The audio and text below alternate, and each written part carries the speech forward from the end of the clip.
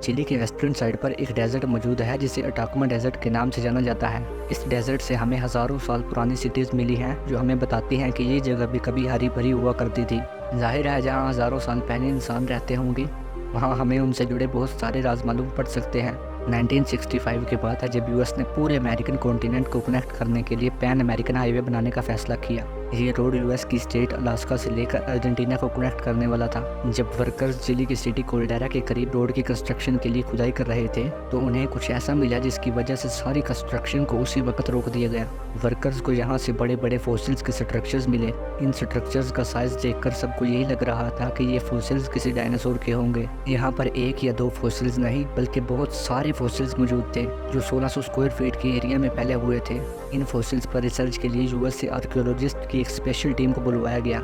इस टीम को American पैलियोंटोलॉजिस्ट Nicholas pencil lead कर रहे थे। निकोलस पेंसिन के बारे में बताते चलें कि इन्हें बाद में अमेरिकन प्रेसिडेंट बराक ओबामा की तरफ से अर्ली कैरियर अवार्ड भी दिया गया, जिनमें जियोलॉजिस्ट से लेकर 3D मेकर्स भी शामिल थे ताकि फॉसिल्स को अच्छी तरह स्टडी किया जा सके।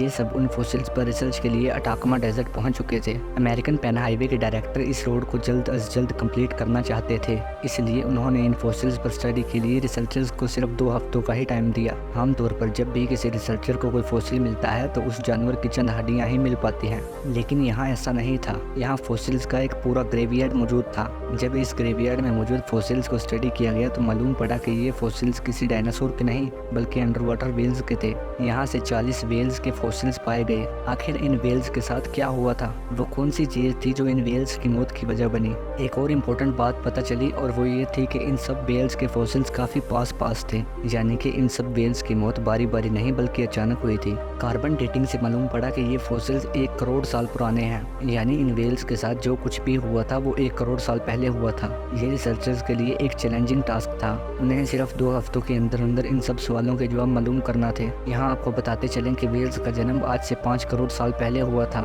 जिस तरह 10 करोड़ साल पहले दुनिया पर डायनासोर का राज था, इसी तरह ओशन में भी वेल्स का राज था।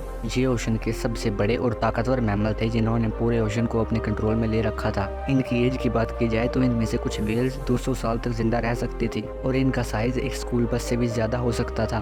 उस वक्त ये वेल्स 10,000 साल के अंदर अंदर 4 दफा मारी गई, यानी उन 10,000 सालों में 4 मरतबा कुछ ऐसा हुआ था जो इन वेल्स की मौत की वजह बना। जब इन फॉसिल्स के स्केलेटन्स को डीपली स्टडी किया गया तो मालूम पड़ा कि कई फॉसिल्स पर ऑरेंज सेडिमेंट की लेयर मौजूद थी। जिन फॉसिल्स पर सेडिमेंट की लेयर मौजूद थी उन्हें स्टडी के लिए वापस अमेरिका भेज दिया गया। अमेरिका में इन फॉसिल्स पर इलेक्ट्रॉन माइक्रोस्कोप की मदद से रिसर्च करने का फैसला किया गया। जब फॉसिल्स को इलेक्ट्रॉन माइक्रोस्कोप की हेल्प से देखा गया तो पता चला कि फॉसिल्स पर छोटे छोटे सर्कल्स बने हुए थे। ये सर्कल्स सिर्फ उन्हीं फॉसिल्स में देखे गए थे जिनकी डेथ एल्गी ब्लूम्स की वजह से हुई थी। एल्गी असल में यूनिसेलुलर ऑर्गेनिज्म होता है जो फ्रेश वाटर में ही पाया जाता है। जब किसी जगह पर यह बहुत ज्यादा मात्रा में हो तो इसे एल्गी ब्लूम्स करके पुकारा जाता है। आपने भी कहीं ना कहीं किसी ट्यूबवेल या किसी लेक में इस तरह की एल्गी ब्लूम्स को जरूर देखा होगा। यहाँ तक एक बात तो क्लियर हो चुकी थी कि इन सब वेल्स की डेथ इन एल्गी ब्लूम्स की वजह से ही हुई थी, लेकिन वो क्या था जिसकी वजह से इन वेल्स की मौत 4 फेजेस में हुई। इसका जवाब भी रिसर्चर्स ने निकाल ही लिया कि आखिर ऐसा क्यों हुआ था।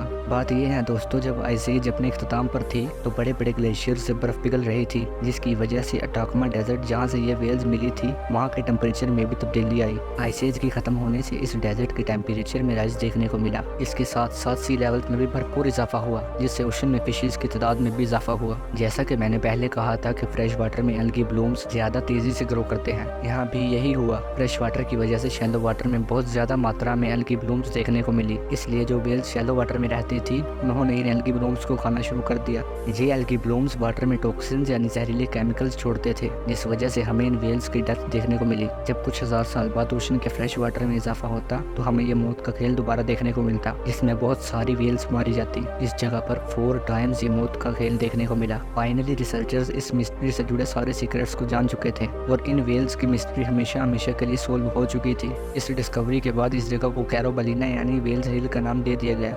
वीडियो अच्छी लगी तो वीडियो को लाइक कर देना, चैनल को जरूर सब्सक्राइब कर देना। मिलते हैं अगली वीडियो में, तब तक के लिए अल्लाह हाफिज़।